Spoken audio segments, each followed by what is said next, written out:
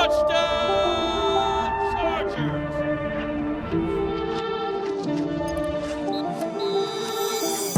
Episode 3 this week of Chargers Weekly at the NFL Scouting Combine in Indy. As always, joined by Matt Muddy Smith. Muddy, this episode, another star-studded one. Dane Brugler, Mina, and Brett Kollmann. Yeah, it's what I think we call the Swiss Army knife episode. They can do it all. Whatever you want to talk about, they can cover it. They can dig deep into it. So you're going to get a lot of information here, obviously with Mina on the draft and the NFL as a whole, with what she does for NFL Live over there at ESPN. Our friend Brett, who just, knows every single player, has already watched every second of tape on every player at the Combine and in the draft. And the same thing goes with our friend Dane over at The Athletic and what he's got to put in for work when he's doing the beast. All three were awesome. We'll get to Dane, we'll get to Brett, but first, Mina Kimes. Keep it rolling here on Chargers Weekly. ESPN's Mina Kimes joins us. And Mina, we just did this a year ago. Does it feel like a year ago? Yes. Yes, it does. Weirdly, I yeah. feel like 2 years ago. It's been an eventful year for me. Yeah, it has. Gosh, yes. But I'm excited to be here. It's a fun draft. Yeah. Where would you start looking at this draft? Well, my process is to really start with the quarterbacks and watch as much as possible. So that didn't take long. Hey. Yeah, but also, getting through the obvious first rounders is, for me, as soon as the Super Bowl ends is when I begin. I'm not really tapped into college football during the regular season, so it's kind of like cramming for an exam. Yeah. Yes, with your big brain, your Ivy League education. How about that? How about running backs? It's the Renaissance. Your favorite childhood team won a Super Bowl based on a power running game. I actually just talked about the Chargers and a running back. Here we go. It just clicked something in my mind. Dylan Sampson, Tennessee, gap scheme back. I think Gene T's RB1 and he's any scheme, but I think this is what I said on my show. Greg Roman will have to be physically restrained not to take this guy once he watches him because he's just a perfect fit for his type of rushing attack. Yeah, bring back J.K. Because that's kind of what we've been talking about, right? Is what does that room look like? Is it bring back J.K. and then take a Sampson or a Scattaboo or somebody like that? Or is it, hey, Omarion Hampton's here at 22 and this is a number one back and just a mean bruiser of a dude. He's great. Yeah. But I feel like first round, there's a lot of other needs for LA that I would probably maybe not, but that I would want. You're right. Depends on how this So where would you start? out, of course. We were chatting about it. A few things. Obviously depends how things shake out. IOL, I think, is something that has to be prioritized either because Chargers obviously have a lot of money, so free agency could be another area where I would look to address that. And then, another wide receiver. And then defensively, obviously, this is tough decisions to be made with the vets, but you probably want to go edge there. There's some really fun edges in this class. Well, that's the thing. A year ago, edge was so solidified because you had Thule and Bud who were still there, but Joey and Khalil, you knew were coming back. Major questions with both of them now, with Khalil being unrestricted and Joey. How would you attack, even in free agency? I don't usually really good edges don't get to free agency.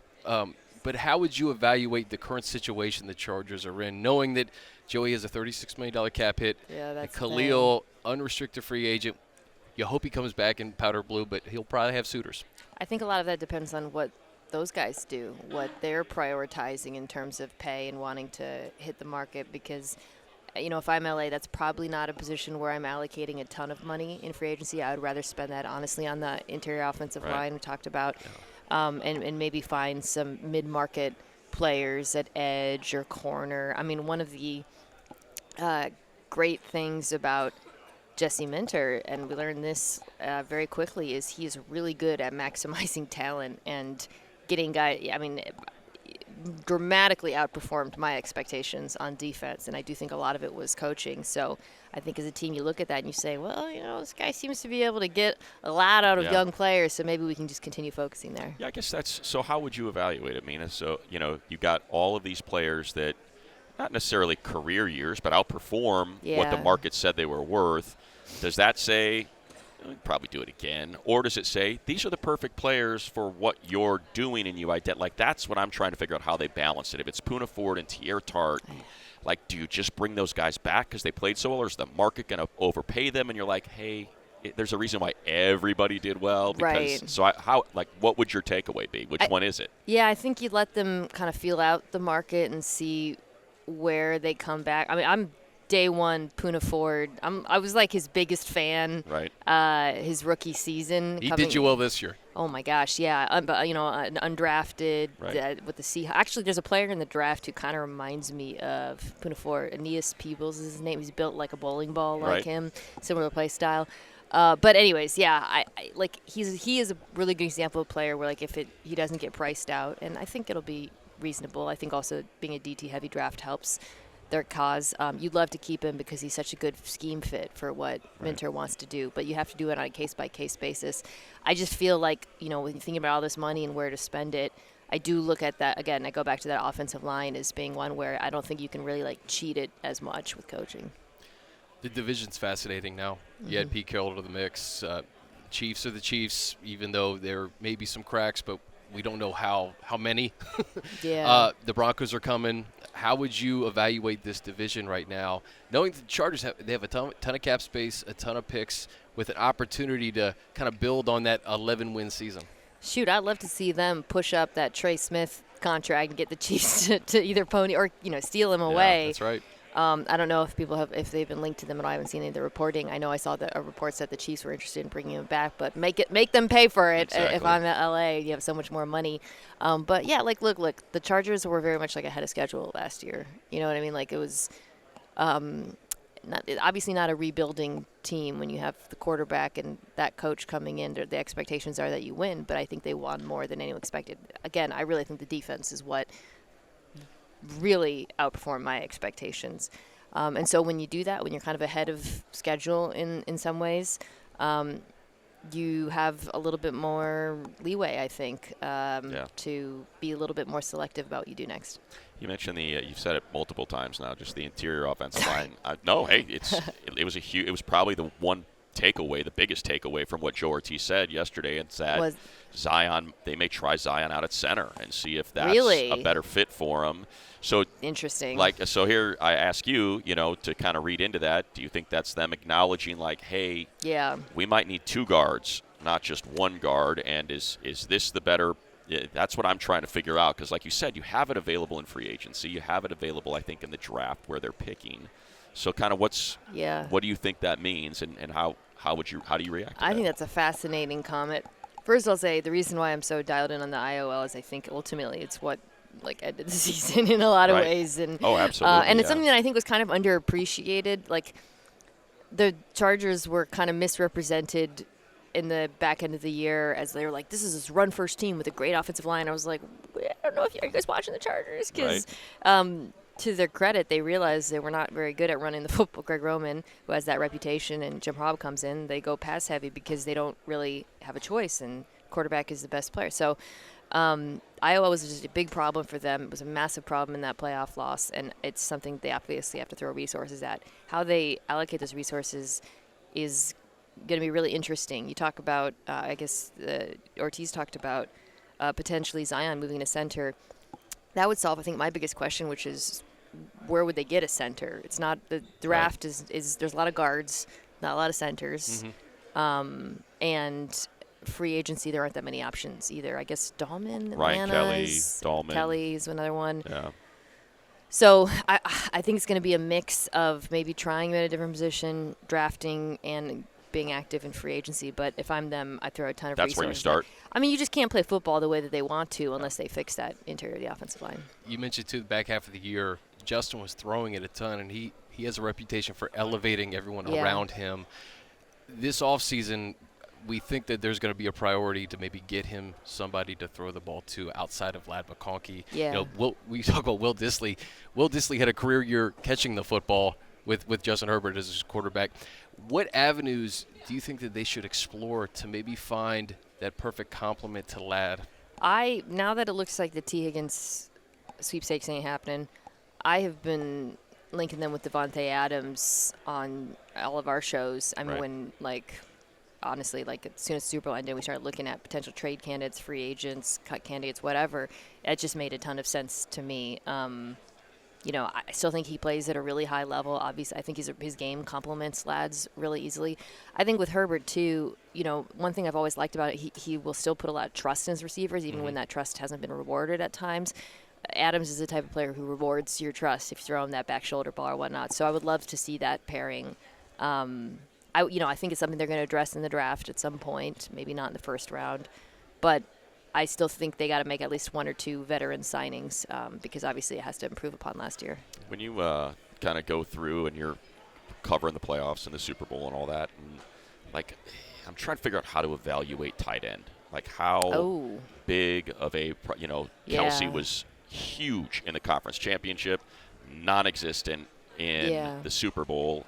Is that part of it? I think about Goddard and kind of what role. So as I'm looking at 22, it's like, okay, you really need that athleticism at tight end. You just didn't have it. Yeah. It seemed glaring. But like you talk about, okay, so does it matter if the Houston Texans defensive line is in your lap 55% of your snaps? So how would you, if you're, all right, Mina, you're the GM of the Chargers, and you've got, your guard / center, something is there at 22, whoever it might be, that, the name is Booker or Membo or Gray Zabel or something, and then there's also Colston Loveland, and then there's also Omari and Hampton, and so what do you think is I guess what I'm asking is, what's the number one thing they have to do? Yeah, it's funny because as we're talking about it, I love how we talk about free agency and the draft together because that plays such a role in it.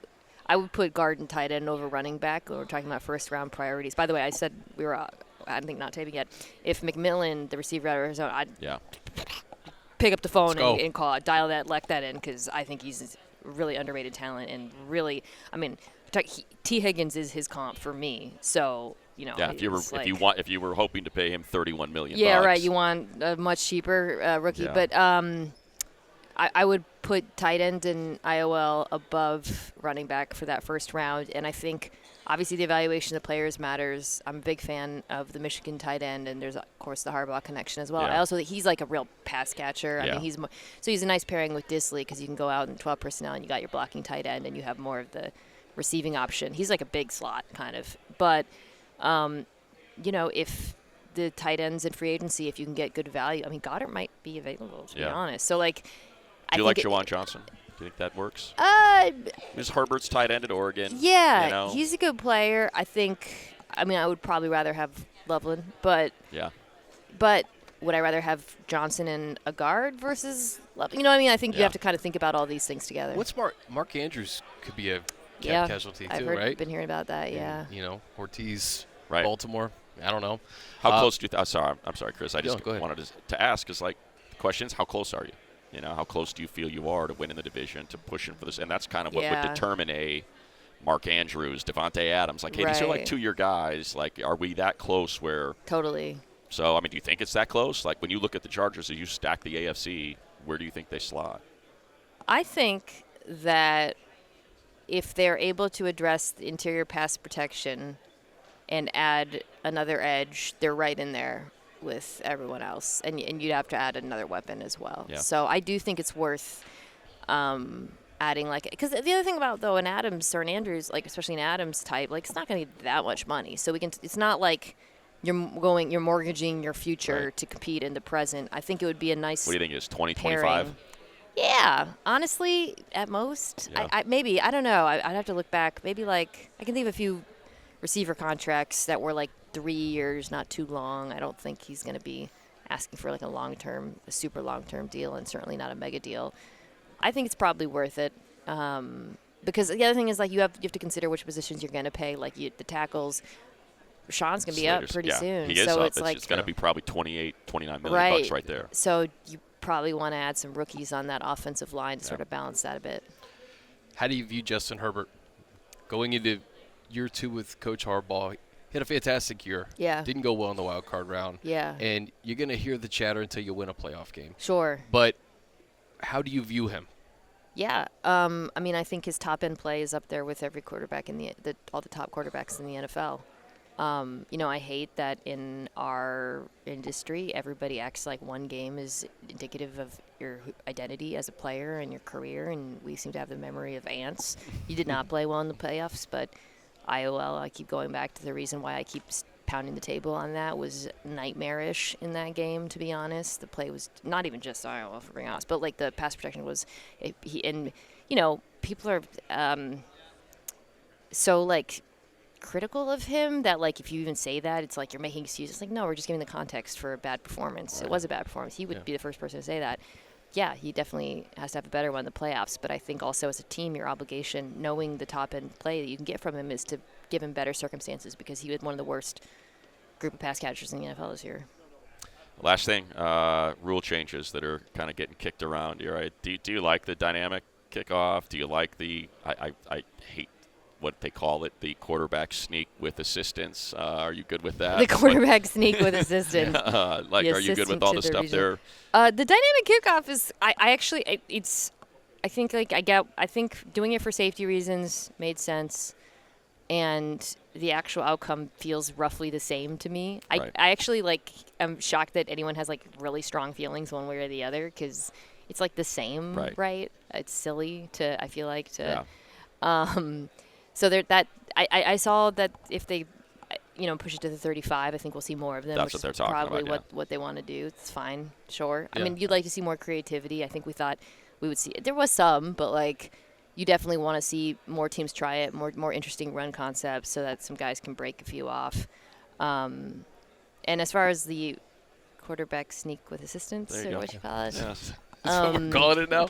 I mean, I think what's been surprising to me is that more teams haven't invested in trying to do it. Yeah. You just don't see. No. The Bills are the only team even close in attempts. And by the way, they were incredibly effective at it until the final game of the season, which, by the way, is an example of scouting your opponent so you can stop it. So, I'm not going to have super strong takes about it. It's unnatural or tough it up and learn to stop it. I just think, I'm surprised in such a competitive league where teams are always looking for edge margins or whatever, that more teams don't try to emulate it. Because the thing I always go back to, Jason Kelsey, who's now my colleague, always said, we got, obviously an unbelievably strong quarterback, unbelievably strong offensive line, but we practice it over and over, and it's the attention to detail is why we're so good at it. So it's weird to me that more teams don't do that. It's fun to, I love it just because I love watching how that play unfolds, because it's every single time they snap it, it's stopped immediately. Yeah. But it's rugby. If you appreciate rugby, yes, they don't stop their legs. They know how to get leverage and churn legs, and that's what makes it work. You know what? If it gets outlawed, you could thank Frankie Louvu, I think, for making sure that was funny. Yeah. That was funny. I don't think I've ever seen it when I forgot who was it. I forgot who the ref was when he was like, "Stop it! Just stop it! Stop it, or we're gonna let him score. We're gonna turn this car around." Exactly.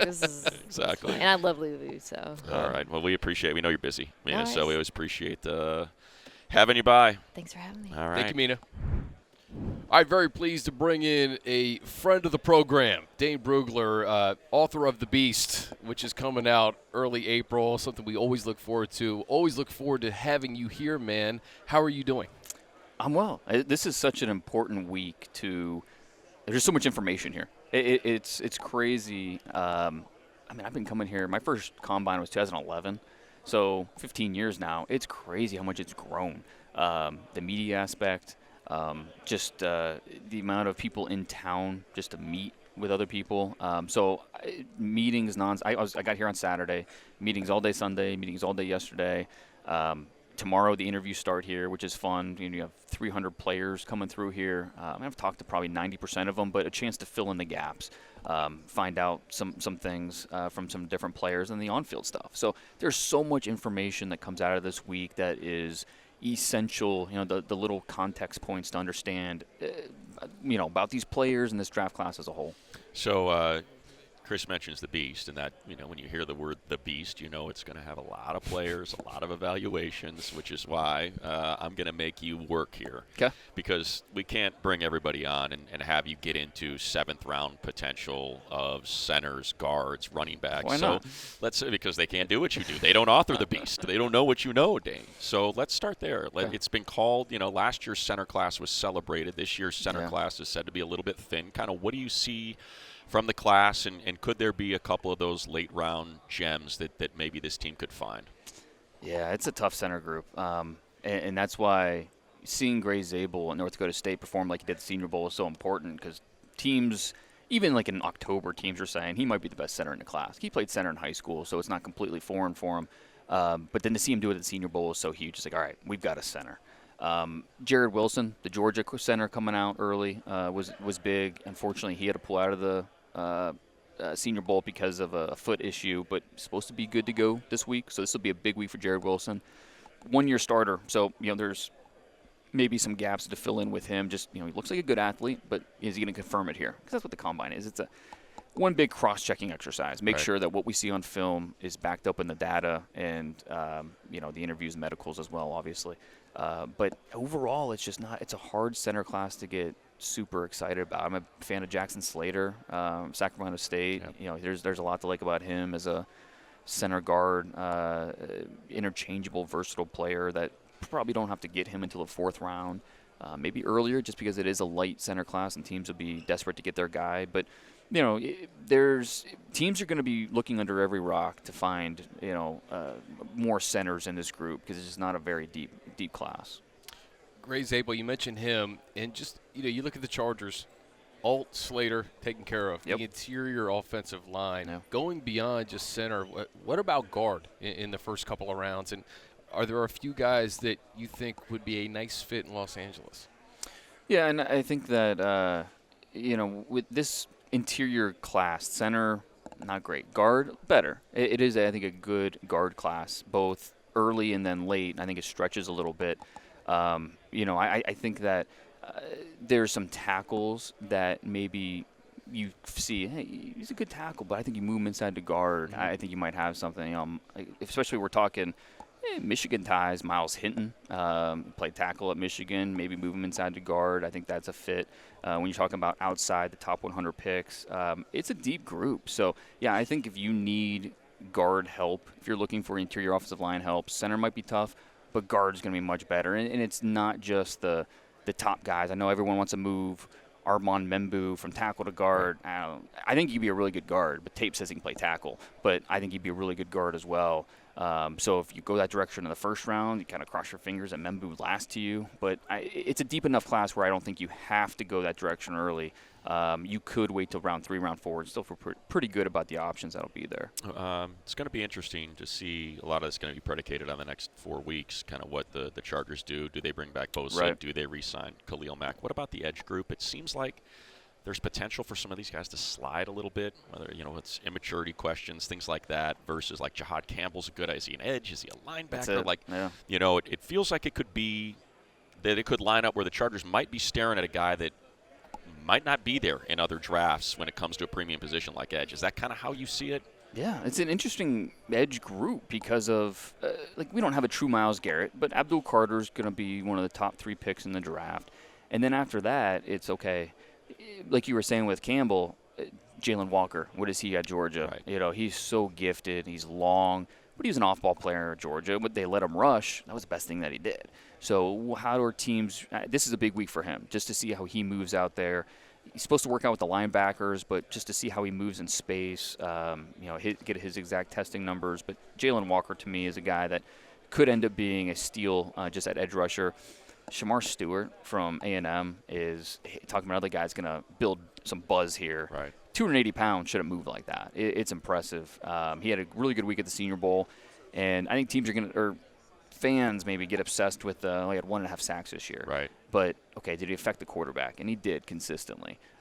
He might have only had 1.5 sacks, but he led the team in pressures. So he was getting to the quarterback, getting to the pocket, and really affecting how they do things. And, he's still just a young player. He's 21 years old, learning how to use all of these gifts. And so that tells me he's not going to make it to where the Chargers are picking. Right. But if he were to be there, I think that would be a good pick. But this is an edge group that I love the depth in the top 100 picks. If I can get a JT Tuimoloau from Ohio State in round 2, I'm feeling great about that if I'm the Chargers. A guy that nothing about his tape says great, but everything says good. And so, if you want him to play the run, he can do that. He's might not be that explosive, bend the edge rusher, but he can break down blockers with his hands.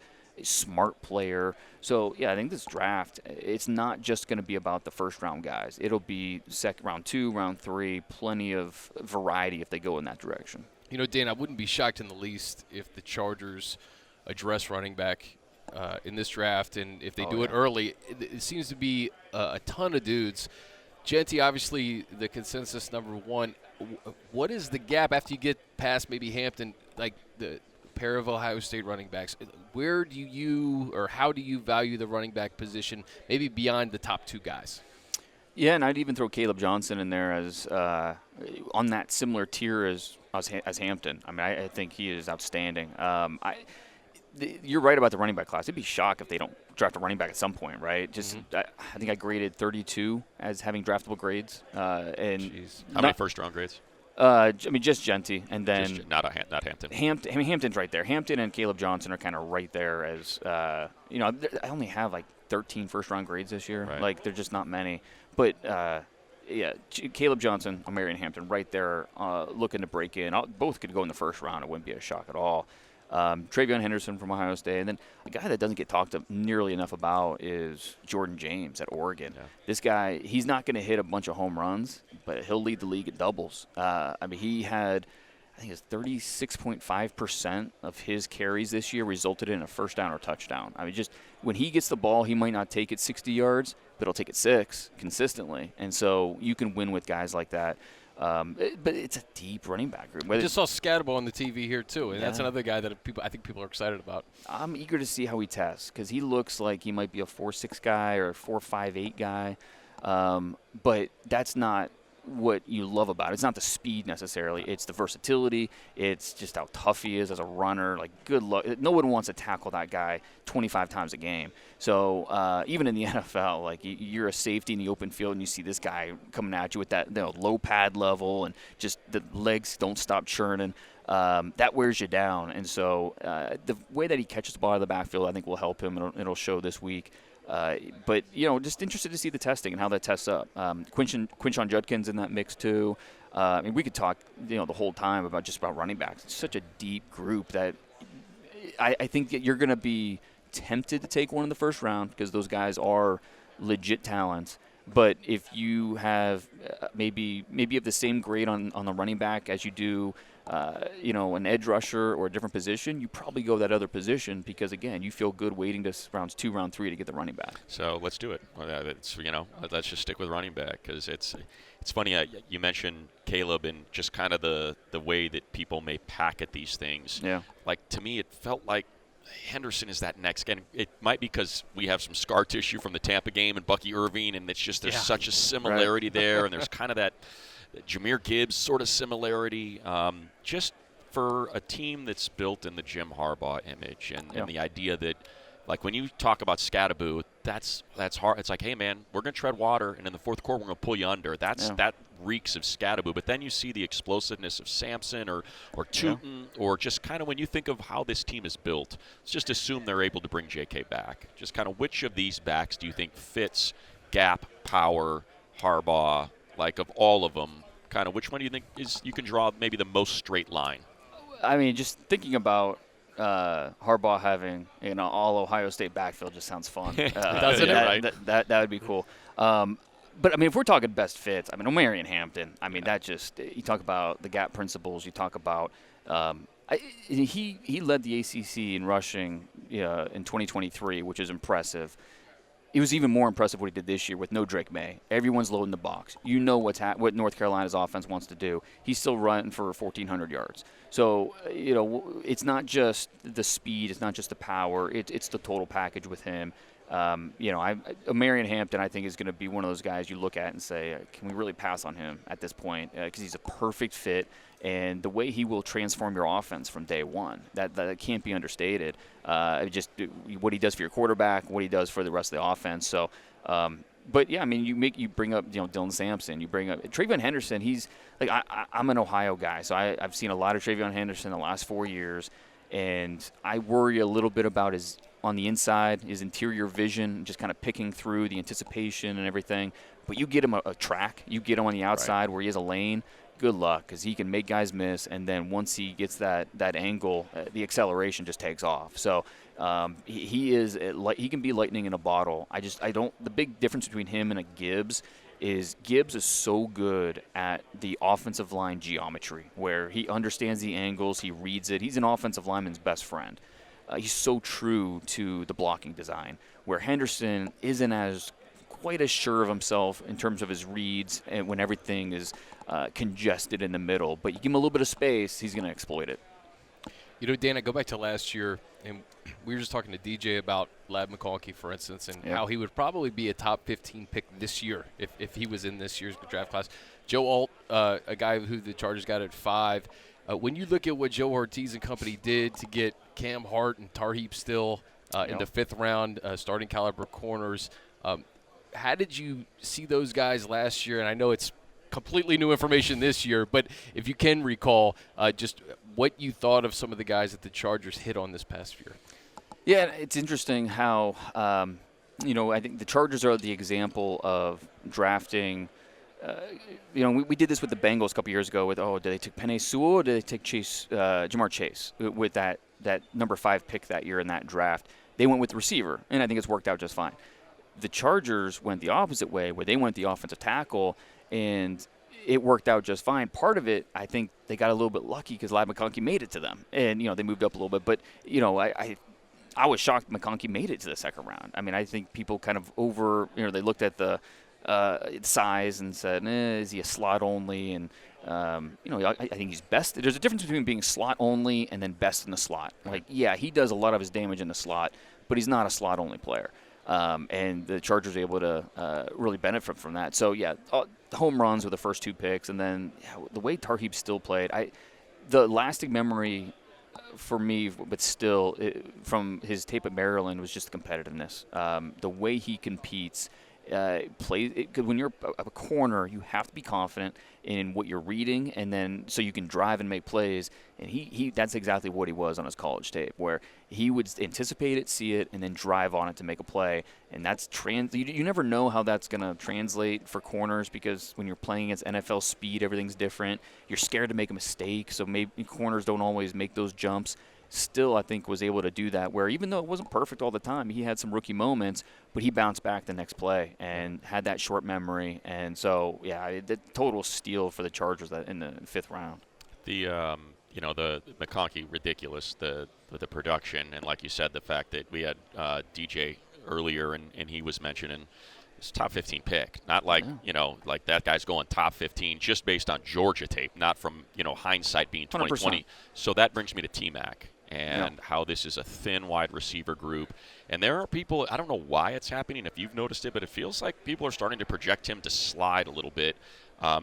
Is he a true X?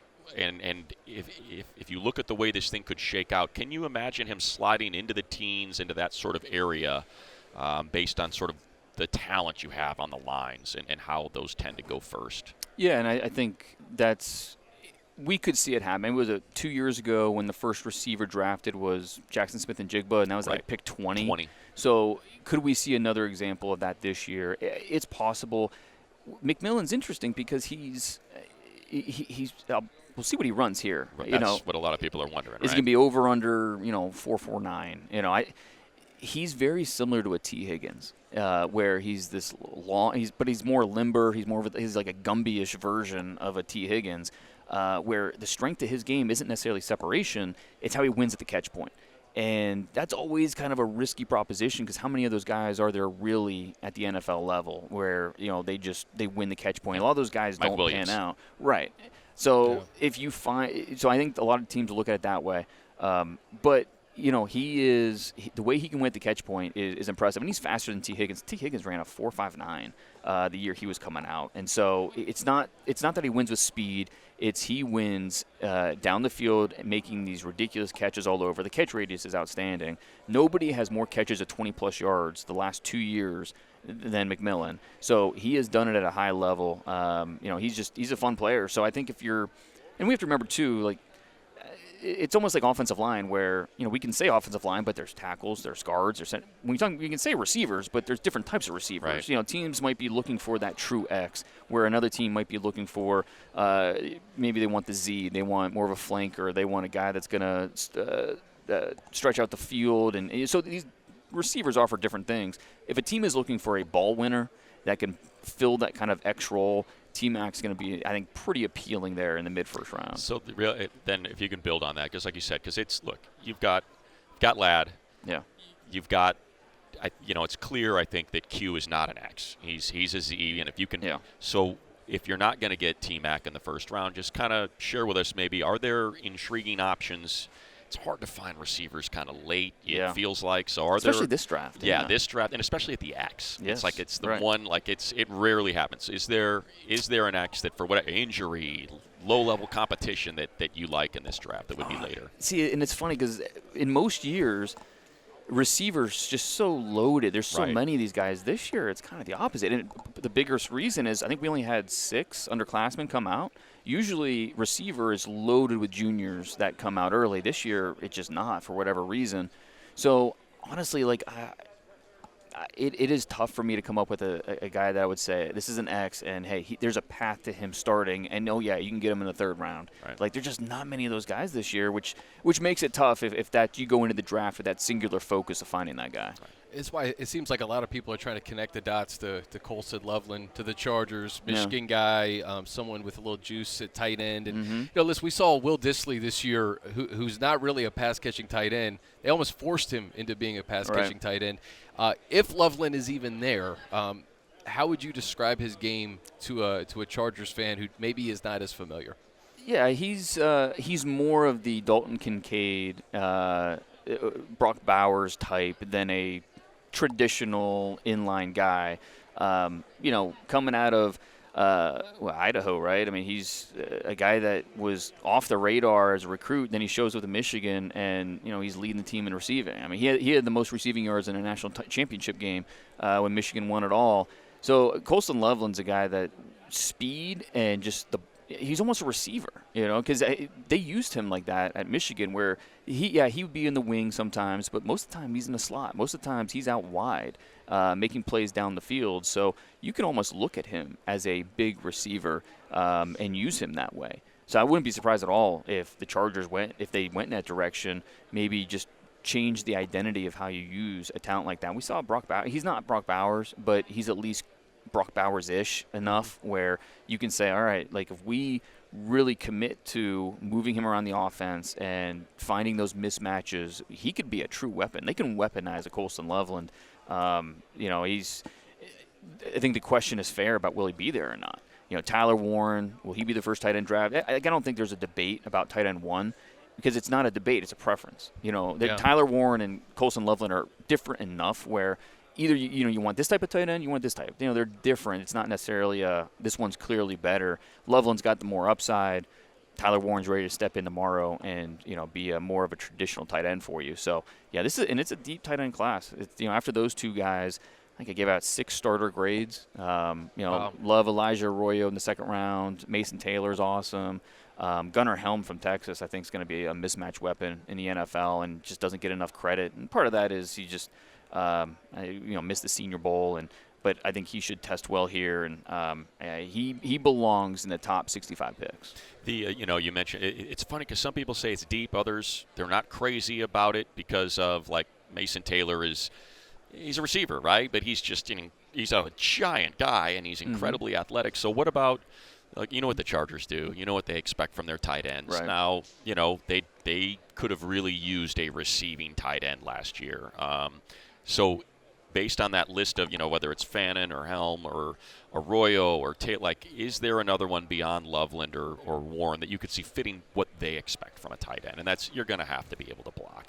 Most of those guys that we just talked about, you're just drafted at least good enough. Yeah, you're drafting them for what they do catching the football. Right. But I think Gunnar Helm, for example, tight end is the 2nd hardest position to learn in Sark's offense. Just all the motions and all the different things they ask from their tight ends. So I think how smart he is and then how tough he is. His blocking got better and better. It's still not why you're drafting him, but I think he did enough as a blocker where on the move or lining up in line, he can do it enough. Mason Taylor, another guy that, again, you're drafting him because he's a receiver, but they, especially as a stock blocker outside, that's kind of what he did best. Like he does a really nice job on some of those receiver screens, and he can get busy as a blocker, and he has the body. He's 20 years old. He doesn't turn 21 until after the draft. So these guys are. And it's debatable about how much plug and play they are, because they need more development physically. And then just, tight ends usually, unless you're Brock Bowers, it's a tough position to play as a rookie just because everything's asked for you. But I think Mason Taylor and Gunnar Helm, both those guys stand out because they're smart and they're just useful. They find ways they're going to help your offense. And I don't think a team's going to regret drafting either of those two guys. I didn't realize how long we kept them. Sorry about that, dude. Did we blow you through your next interview on accident there? No, I got 10 minutes, so we're fine. Oh, good. Yeah. All right. Well, good. Then let's go to Michigan. We'll give you another hour. Yeah. Because look, it's a deep defensive tackle class. It is. And it's funny you mentioned Gunnar Helm. So this is going to be kind of like a two-part thing. Just again, we have you here, so we're going to pick the brain of the expert because I barely know what I'm watching. So I'm watching the Michigan-Texas game. Yeah. And I'm watching Kenneth Grant. So this is a two-parter. One. Seems like a complete freak. Yeah. I'm seeing they kick him outside at edge. He's 340 pounds, and he's rushing off the edge on some of these obvious third downs. That's crazy. But then I also, and you know how this goes, I'm like, hey, I think the Texas center's pretty good. This guy, Jake Majors, he's kind of like holding his own against Mason Graham and he'll be here, Kenneth Grant. So give me both sides of that. Is that a potential, because I've seen him, kind of like 6th round grade, fit for majors. Like what's wrong with majors? Because that's the only game I saw of him, and I thought he played. And then what about Kenneth Grant, this freakish player, and whether or not he has a chance to last till 22? Yeah, I mean late rounds I think is fair for majors. He'll be on the ground more than you want. But he is a solid player, and he held up well this year for Texas. Grant's. He's going to create some buzz this week as long as he tests because he looks like a nose tackle, right? He has and he plays like he'll two gapping techniques. He's a boulder in the middle of that defensive line, but he's got the quickness of a 3 technique where he can really shoot gaps. He's not a polished pass rusher. If he doesn't win with that first step, he's still figuring out, all right, what's my counter? How do I do? He's still figuring that part out.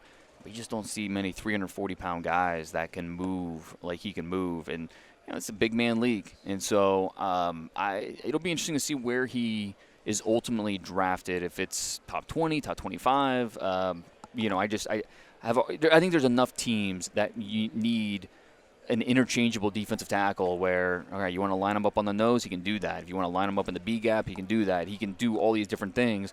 And, he's just going to get better and better because he's still a young player figuring things out. The traits really stand out with him. So, Kenneth Grant, I'll be surprised if he doesn't create some buzz here in Indy. If you had Grant and Nolan, and let's just say you feel like you feel comfortable with Nolan. You sat with him. You're good with where that whole part is. If you had both those, I know they're totally different style players, but how would you grade those two out?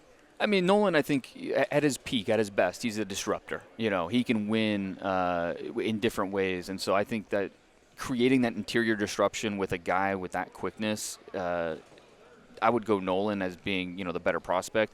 Kind of like you alluded to, there's things you need to figure out with him. Just make sure you're comfortable that he's going to reach his ceiling as an NFL player. Grant's a little bit more projection in terms of his skill set and making sure that he taps into all the different ways because he is so special, he's so unique, but he still has to learn how to use all those gifts in unison to win. So I think Nolan's a little bit further along, more of a realized player. And just the disruption he creates is impressive. So I would give Nolan the edge between those two players. Dane, last one for me. The Chargers pick 22. They have 26 unrestricted free agents. Wow. So they have a lot of work to do before the draft. So I think a lot of what they do in free agency may dictate what they do in the first round. Given the depth of defensive tackle, the fact that this quarterback class is not what it was last year, and I'm not holding you to this, but as we talk right now, who do you think would be the best player for the Chargers at 22, given the depth, given the fact that there's a lot of different directions that they could go to get an impact player? I want to see a running back or tight end there. I do. Yeah. I want to see them add another explosive element to the offense. We saw what it looked like last year with Ladd McConkey, and we know Justin Herbert and everything he can do. add someone else to that mix, whether it is Marion Hampton or one of those top 2 tight ends between Warren and Loveland. I think any of those 3 players, I'd throw even Caleb Johnson in the mix. Any of those 4 players would be kind of like, all right, I want to see that. I want to see what that looks like. Genty won't be there, no? I'd be surprised. I think he can make it to the teens, but, like, I'd be shocked if he got past Denver. So I think it's possible he gets past Dallas at 12, and then maybe we start talking about, all right, who's going to trade up to 16 and get him, that type of thing. But I had someone compare him to LaDainian Tomlinson yesterday. That's my comp, yeah. Is it really? Yeah. So there you go. And it's hard to do that when that's what I mean. Like you never hear someone do that, and they're like, "I'm telling you, man, the offensive line's not that good, and this dude makes it happen." Well, I think the biggest reason I like the comp is what they do as receivers, as pass catchers. Right. LT was so good in that respect, and that's where Genty doesn't get nearly enough love because his 2023 tape, they used him a lot as a receiver, but this past year they didn't. He is so good catching the ball out of the backfield, and I think that's what kind of something that separates him a little bit. But yeah, man, he's not surprised he's not going to test. I don't like his 40. I don't think is going to be all that. Not that it really matters. He enters the draft as the top running back. He's going to be the first running back drafted. I don't think he needs to necessarily have a 40-yard dash to prove anything. What's your comp for Hampton? I don't know if I had a great one that I loved. I'm trying to think. I don't think I had one that I loved. He's an all-around back. I mean, that's the thing you like about him is, speed. All right, check. He's going to run probably in 4.4s, and he's going to be 220 pounds. So, he gives you a physicality, but he also has speed that if you give him a little bit of wiggle room, he's going to make something happen. So, again, emphasizing what he did this year with no passing game, still rushing for over 1,400 yards, and being the impact player that he was, that's something that is special. And so, this week is only going to help him in terms of where he stands. And who knows, maybe he doesn't even make it to the Chargers in the first round. All right, last one overall, just to kind of build on what you said at 22. We'll wrap it with this. Cooper, let's just say, I was about to say Cooper, that's where I'm going with this. Loveland's there, Hampton's there, Tyler Booker's there. We know this team needs it. But because we've seen it the last 2 years, Brian Branch slides. Cooper DeJean slides, and it's like, guys, these are good freaking corners. I know you kind of have this slot-only projection, and they're too short or whatever. What about Barron? And whether or not Barron ends up sliding down that board because his measurables are going to be too small. Like, your thoughts on him and whether or not you kind of see him in through that same lens as those two guys these last 2 drafts. Yeah, I struggle with Barron a little bit just because there's so much to like about his game. But, I'm wondering what he's going to run, and or his arm's going to be under 30 inches. These things you worry about. I don't think he's on the same level as Cooper DeJean myself. DJ and I have talked about Barron. I know he loves Barron. I'm kind of on the opposite end where I see him more in like the 30s. Just if I'm going to rank all my players. You love the versatility, how smart he is. I mean, you can line him up outside, you can line him in the slot, he can do it. But I think after we see the 40 time, you see the measurables, it's like, all right, he might be a slot-only type of player. And there's nothing wrong with that. Slot is – a nickel player is a starter in today's NFL. Right. So there's certainly value in that. But I think it's more likely we see him on the board at 22 than off the board at 22. That's what's beautiful about this is you've got someone who thinks he's top 10. There's other people that that have him in the 30s. Yeah, and all it takes is one team in the top 32, right? Yeah. And I mean, it's especially this draft. It feels like this draft there's more parity than usual, especially when we get outside the top 10 of just. We could see a team's 30th player go at 12 and the opposite. Like, it's just there's going to be so many split opinions on this class, which from my perspective, maybe I should hate it because I'm supposed to know, but I find it fun. Draft night is going to be a whole lot of fun. Good deal. Dane Brugler, you're the best, man. You subscribe very generous, to The Athletic and get the Beast. Very generous with your time. It, Beast coming out early April around? That's the goal. All right. Go. Yeah. Perfect. Get your subscription in. All right, keeping it rolling here on Chargers Weekly with Brett Kollmann. Always good to visit with you, my man. This draft, give me your 30,000-foot view. What sticks out? It's a meat and potatoes draft, and I know that's the word that keeps getting used over and over and over again. If you want D-line talent, you want offensive line talent, this is the year for you. Receiver, would say it's thinner at the top, but I think there's a wide middle, so you can still find contributors at receiver. Obviously, tight end super strong. Quarterback's not the best year, but luckily for the Chargers, don't need one. Yeah. So I'd say, like, for the Chargers specifically, like, this is the type of draft you want because it's strong in the areas where I think they need. So we've done a lot of it's great to have you, Brett, because we've done a lot of offensive talk with a lot of people that have joined us so far. You know this thing forwards and backwards, so would love to just kind of drill down on the defensive side of the ball because I think you have the number one scoring defense, Jesse Minter. People, we're good. We need a tight end and a wide receiver and a running back and interior offensive line. But let's get into the defensive line and what, for all of the celebration and the 17.6 points per game, like what do you think they need? Like what is something that was missing on that defense last year? I feel like when looking at this style of defense, that kind of Ravens, Minter, Rex Ryan, Harbaugh tree overall that goes back 30 years to University of Cincinnati, and it's just been iterated and iterated and iterated. There's always been a straw that stirs the drink on the interior of the defensive line, everywhere, like everywhere this defense has been. And it's not that they don't have, really good players in the interior, but they just need that guy. Like they need like a Kenneth Grant type where we can put him at true zero, we can put him at shade, we can put him at 3, we can put him at 5. He can do everything from being the penetrator to set everybody up to being, the contain rusher on the outside who's 340 pounds and still can run 4.8 and track down a quarterback in space. Like that kind of guy that you can just do anything with and line him up anywhere and ask him to play any type of role. That type of player I think is both rare and also very needed. Plus, I talked to Kenneth last month at Shrine Bowl and asked him specifically about the Chargers because he knows so many people there, and he explicitly said, like, I would adore being a Charger because he loves Jesse, he loves Jim, he loves Ben Herbert. Like, that's where he wants to be. Right. All we hear about this class is that the defensive tackle is just so loaded. Oh, yeah. Outside of the first round, who are some guys that you identify as maybe being Chargers? C.J. West from Indiana is one that I look to. Team leader for a very, very good Indiana squad. Again, he's another one of these rough and tumble interior defensive linemen that's going to just hold the point of attack on the inside and be the boulder that everything rotates around. But he's also got some pass rush to him as well. Like you can put him at 3 technique and ask him to get after it a little bit. As far as off the field goes, he's going to shine in every single interview. He's a delightful human, hard worker, and somebody that I think you're going to get probably in like the 3rd to 4th round, which tends to be a sweet spot for IDL for a lot of teams. So let's go 2-part then. Kenneth Grant, chances that he makes it to 22, in your opinion, and then beyond that, if it is like, because I'm with you, I just feel like the defense needs like that. A guy. Yes, just like the guy. And like I've asked probably I keep asking about Walter Nolan, but I just go through this and it's fun. It's like you said. I mean, it's Walter Nolan, it's Derek Harmon, it's like it's Tyleek Williams. Like shit. Like there's a lot of dudes. But so let's start there. Do you think Kenneth makes it?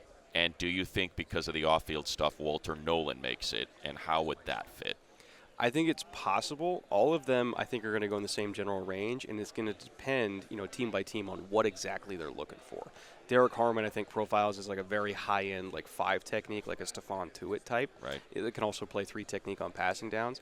He actually used to be about 340, and he dropped down to 315 at Oregon and had his best year. So this is him after losing 25 pounds and like really kind of finding his ideal playing weight. But I think he can kind of be like just a bigger version of Morgan Fox, honestly, play that kind of role for them in a slightly different style. And then, obviously you have Kenneth, who's like the do-it-all nose tackle extraordinaire. And then you got Walter Nolan, who I think is really more of a strict 3 technique that can also play 5 technique, but I really want him as a 3 technique.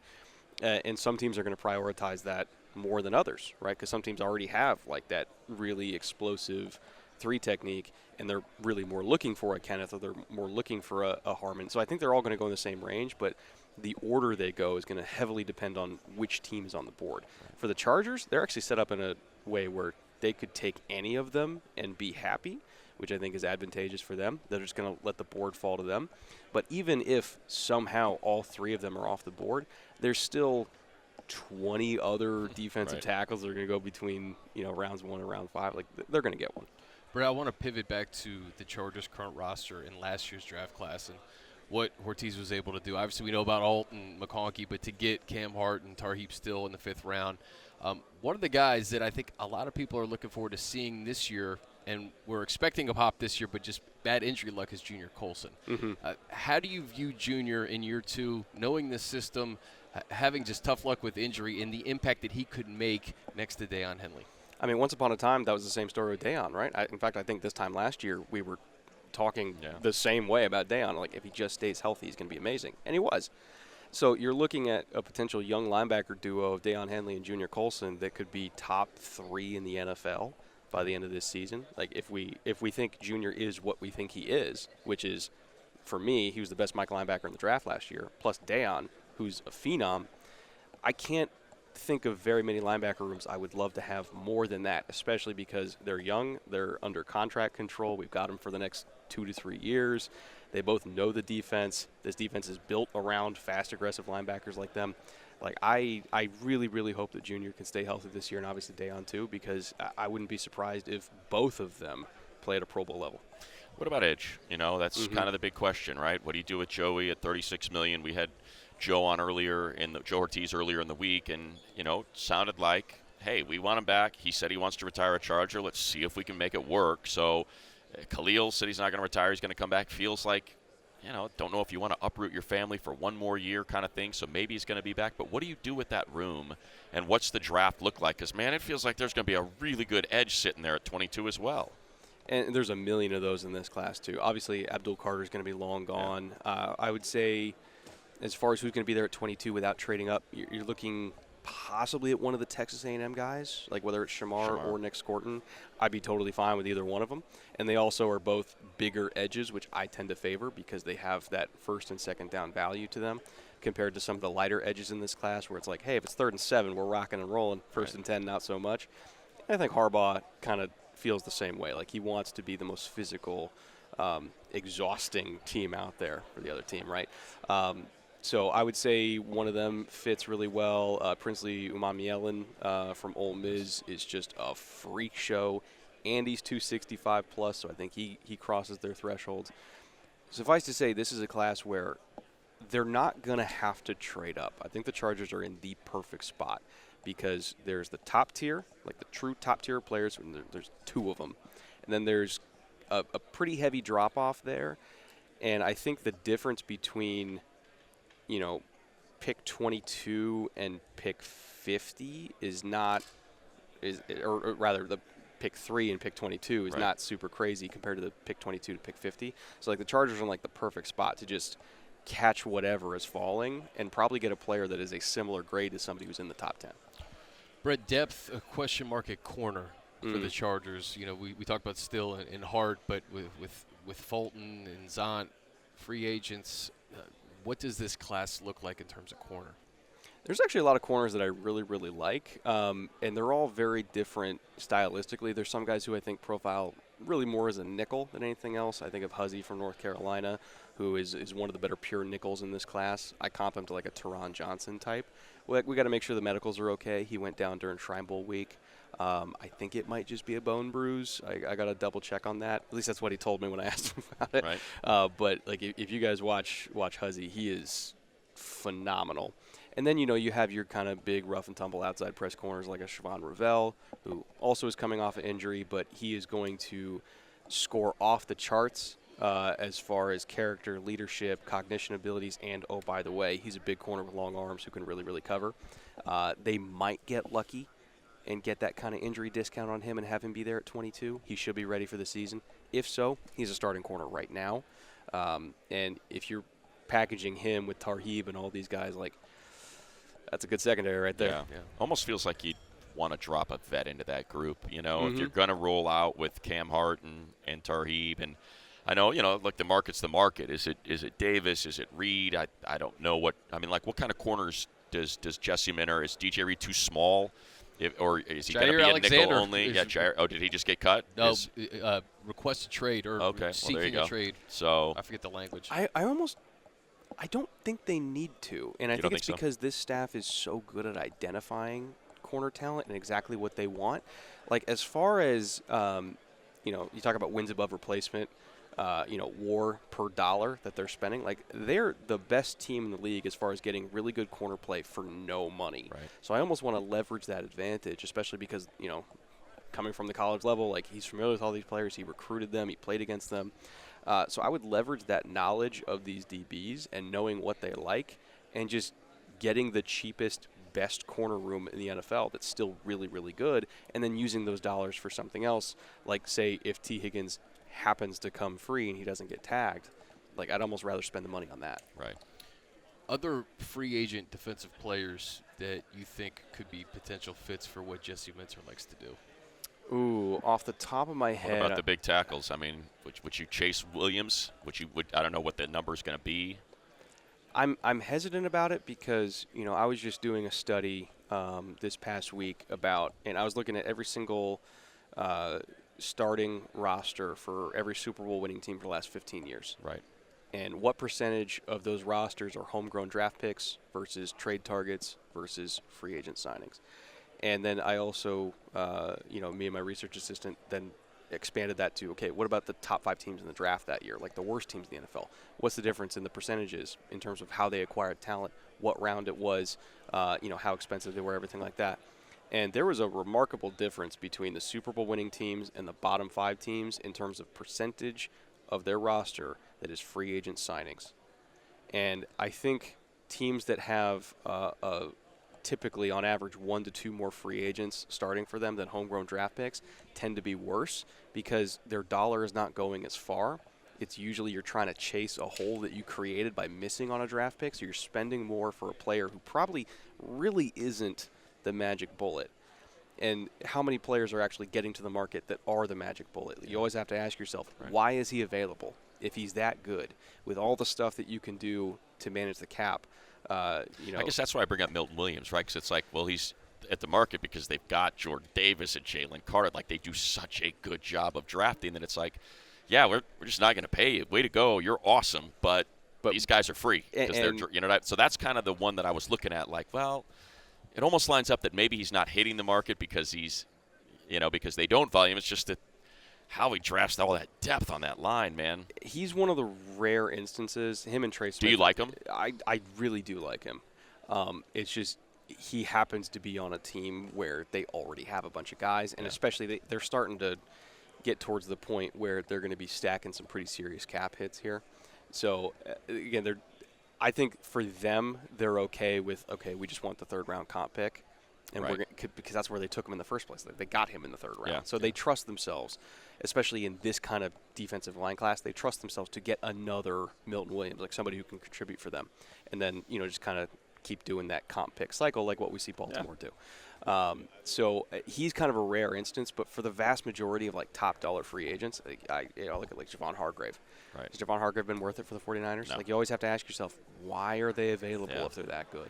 Yeah, Trey Smith, Milton Williams, very rare. Very rare. So let's do the free agent thing then. I know we said we're going to focus on defense, but let's have some fun with the offensive side. Do you look at, hey, let's make sure we get to the draft and we don't feel like we've got to take guard here. We've got to take tight end here. We've got to, when you look at this free agent class, do you feel like there's good enough players where you can, let's put Fries here, and that way we don't have to freak out at 22, or let's put Dahlman, and I don't know if he's even the right center, or Kelly. Of those positions, is there anything out there that you like that will free Joe Ortiz and his staff up to just take the best guy that's sitting there at 22? And it could be either side of the ball. I mean, you could talk me into Dahlman, right? And I think it really comes down to, it's not necessarily using free agency to turn something into a strength. It's just to shore up a weakness, right? You're trying to eliminate desperation. That's the whole point of what we do in March. It's not to go out there and spend the most money to build a super team, because you're never going to be able to do that in free agency. The data bears that out. It's more so, can we put ourselves in position where, to your point, if we get to 22, it's we would love to take Tyler Booker here, but we don't want to have to be in a position where we have to take Tyler Booker if there's a player that has a higher grade that falls down, and we're just killing ourselves because it's we normally would take that other guy, but now we got to take Booker because we don't have a left guard. That's what you use March for, is to free yourself up to have that flexibility in April. Brett, last one for me. Who are you most looking forward to seeing this week, and who can maybe help themselves the most before the draft? I'm really interested to look at the linebackers because this is a sneaky, fun linebacker class. I know for the Chargers specifically, like they don't necessarily need a top one, but like Carson Schwarzenegger love him. Bruin, so Captain America. good. He's so good. And I look at like the Sam linebacker types, who are both going to be off-ball and on-ball linebackers, like a Jalen Walker, Jihad Campbell from Alabama. Those guys are top 15 guys, right? I mean, it's Andrew Van Ginkel wearing a jetpack. Like, that's my comp, right? Like, they're just insane. I love seeing how they move. I really want to get some clarity at receiver because, like I said, there's not a whole lot of top-tier receivers. In fact, there's probably one. But I want to see who stands out in the wide middle. Like, I think a sneaky pick for the Chargers at receiver would be Emeka Egbuka. And I know he doesn't profile as like the X receiver that everybody thinks they need. But at the same time, you don't necessarily want to pass on a player who I think is going to test that well and is that productive and is that good in the room just because it's like, oh, well, he's not 6'3", 220, and, like, that's the profile we need. It's like, well, what if he's just the better receiver? Like, we can figure it out, right? So I think he's somebody that I'm really looking forward to watching just to see just to get clarity on, like, is he that good? I think that's what some people have been saying. Like, that's how maybe T-Mac could slide to the Chargers, that Egbuka could end up being the number one receiver. You don't think that he and Ladd kind of replicate too much or that they would complement each other? I look at it this way. If you're looking at the percentage of, like, press man coverage that's played in any given season, man coverage period is only about 25% on average across the NFL. Right. And true press man coverage is far lower than that. And so how often is a smaller receiver on the outside truly going to, like, have to go up, like, not just against a press corner, but a good press corner? Right. It's like, how many snaps per year is that actually going to be a problem for them matchup-wise? If that's the only thing that really gives him trouble, if you're putting Egbuka at X, it's like, okay, we face that, 20 snaps a year?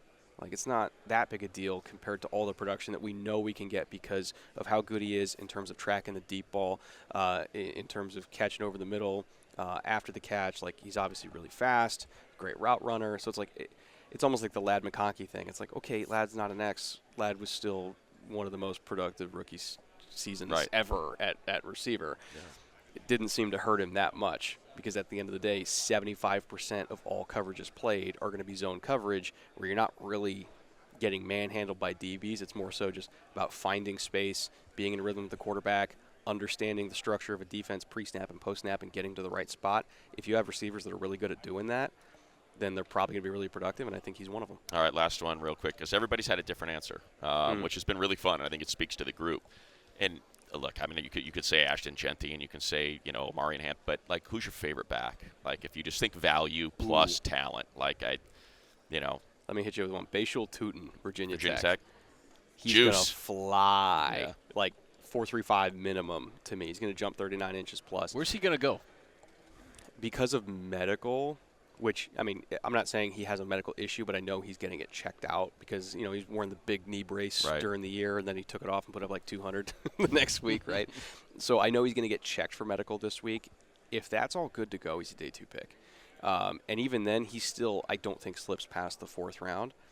If we're looking for, like, a third running back as a rookie that has just unbelievable juice, almost like a Justice Hill once upon a time, right?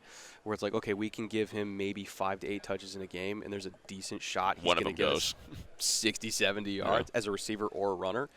Like, this was a kid who put up historic track times as a high schooler in New Jersey. He's 205 pounds. He's going to run sub 4.35. Like, that's rare. Yeah. So as far as third running backs go, yeah, I want that. One of the things people always, I know I said last thing, but I just want to follow up with this because I think they run zone, right? Like they run almost no gap, right? So is that a big deal for you when you're like, hey, I've seen it, and here with the Chargers, it's duo and gap and power. Like, is that a big deal to you when you see that? Not necessarily, because I look at this running scheme and how versatile it is. Like they actually. They majored less in that than I thought. Like, they still did have change-ups with outside zone. Like, they would still, try to do perimeter runs with, like, crack toss and everything like that. And even if, you get him into the game and everybody is just thinking, okay, here's going to be a wide zone or a toss play or something like that, same thing happens when you're playing against San Francisco. Same thing happens when you're playing against Miami. Doesn't mean it's not effective, right? Right. It's just you still need the running back that has that kind of juice that can make a defense, before the ball is even snapped, be aware that, hey, we can't let him get to the front side. Like, if we have to over-pursue, we'll over-pursue, and we'll trust our backside guys to clean it up. And at that point, the Chargers are thinking, okay, if the threat of his speed is so great that we know they have to over-pursue, now we can try to come up with ways to really just slam open that backside cutback lane and trust him that he's going to hit it and get us, 15, 20 yards. So, just because they know you're running wide zone doesn't mean they can stop it. Right. Brett Kollmann, we Great appreciate stuff. you, man. A lot of names to watch for Chargers fans this week at the Combine and the draft, dude. Can't thank you enough for your time. Thank you for having me. Yearly Thanks, Brett. tradition. So, Muddy, that was episode 3. You're riding solo for episode 4, my friend. Yeah, you're catching a flight home. So tomorrow, one more day, we'll end up with, as scheduled right now, Mike Tenenbaum, the former general manager of the Jets. I worked with him for a while over there at NFL Network. He now does it for ESPN.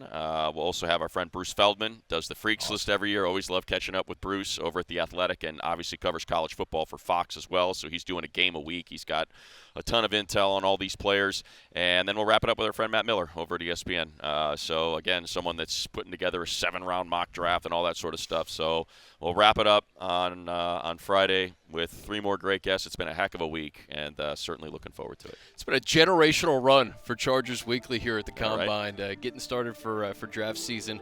For Muddy, I'm Chris. This has been Chargers Weekly. See you tomorrow.